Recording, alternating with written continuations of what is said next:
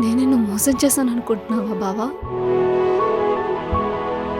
నువ్వు మోసం చేయలేదు అనడానికి నీ దగ్గర ఏమైనా ప్రూఫ్ ఉందా?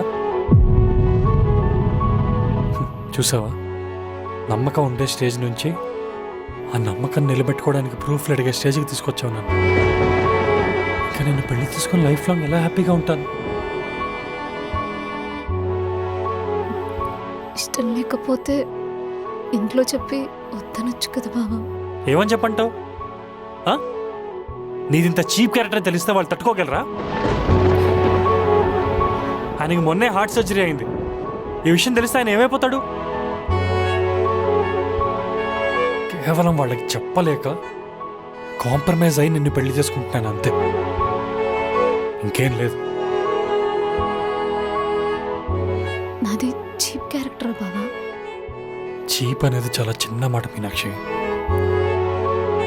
నీ మీద ఉన్న ప్రేమ వల్ల ఇంకేం అనలేకపోతున్నాను.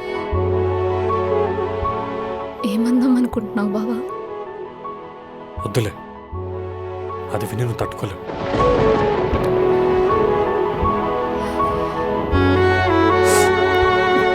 ఇక మీదట మనం పేరుకు కలిసి ఉంటాం, కానీ మన ఇద్దరి మధ్యలో ప్రేమ, నమ్మకం, సంతోషం వీటికి ఎక్కడా స్పేస్ లేదు.